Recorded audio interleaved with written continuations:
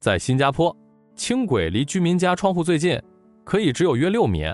轨道贴得这么近，交通变得方便了。但如果没有那块不到1秒就会自动雾化的玻璃，列车经过时，车上乘客就可以轻易看到住户的日常生活。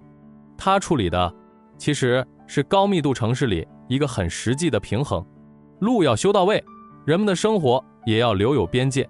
那今天我们就来聊聊5级班让轻轨这块玻璃真正厉害的地方，不是它会变色，而是它把一个本来很容易惹人反感的冲突，提前在设计阶段就压下去了。为什么一个1999年启用的系统，却能考虑得如此周到，直到今天还经常被拿出来当教材？这期我们就来好好分析一下。新加坡全岛人口密度长期处在很高水平，每天早上走几分钟到 LRT， 再接 MRT 去上班。这种便利的代价就是公共系统会非常靠近私人生活。问题从来不是要不要靠近，而是靠这么近，怎么还让人住得下去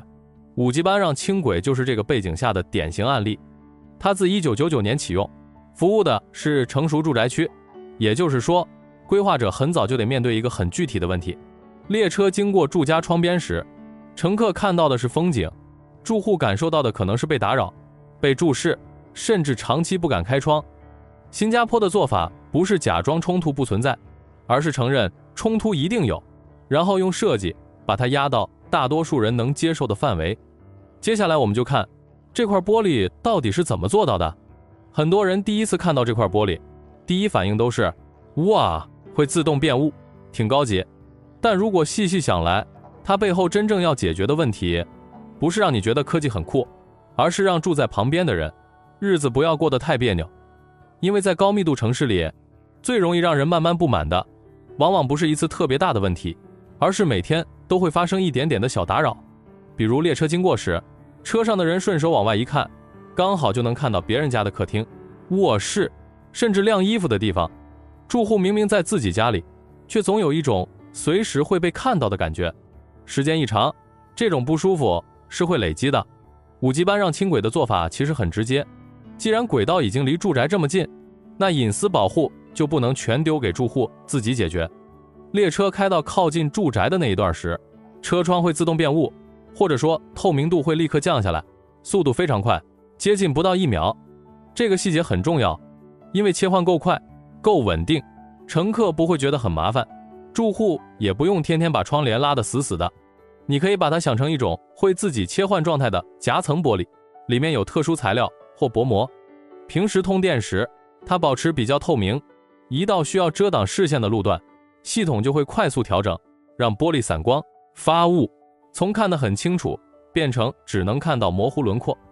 原理听起来有点科技，但理解起来其实很简单，就是用电信号控制玻璃要不要让人看穿。说到底，这块玻璃不是在炫技术，而是在做一件很朴素的事。既然公共交通带来了便利，那它也该顺手把带来的打扰一起处理掉。技术真正成熟的标志，很多时候不是看起来多厉害，而是它开始安安静静的把问题解决掉。如果上一段讲的是怎么解决，这一段要讲的是为什么新加坡会想到一开始就这样解决。答案其实很简单，它把居民的不舒服当成必须提前计算进去的工程条件，而不是通车以后再处理的舆论问题。5级班让轻轨1999年就启用了，这一点很重要，因为这说明相关思路不是最近几年因为社交媒体带火后才补上的面子工程，而是很早就存在的规划习惯。25年前的新加坡，技术条件、预算压力、系统成熟度都不如今天，但他已经知道一件事，当轨道系统贴近住宅运行，隐私不是附加题，是必答题。你再往后看，会发现这种思路一直延续。像玉廊区域线这类新项目，在规划和设计讨论里，也持续会出现住宅邻近性、视觉影响、社区协调这些考量。未必每条线都用完全一样的技术方案，但治理逻辑是一致的，不是等居民不满了再想办法，而是在图纸阶段先问一句，这条线经过以后，会不会让人觉得自己的家被公共系统压得太近？这里最值得学的，其实不是某一项材料技术，而是一种很新加坡式的克制。它不急着把每个项目包装成伟大工程，而是不断处理那些最容易被忽略、却最伤生活品质的小摩擦。HDB 也是一样，很多看起来不起眼的细节，比如开窗关系、走廊与住户门口的距离、隔扇、绿化屏障，本质上都在做同一件事，在高密度环境里把人与人、人与系统之间的互相打扰降下来。所以智能玻璃不是一个孤零零的黑科技点子，它只是整套城市设计语言里比较显眼的一环。也正因为如此，这类经验才有外溢价值。别的高密度城市研究类似系统时会关注它，不是因为它最炫，而是因为它证明了一件事：真正可复制的城市方案往往不是最宏大的，而是最懂得提前处理人会不舒服在哪里。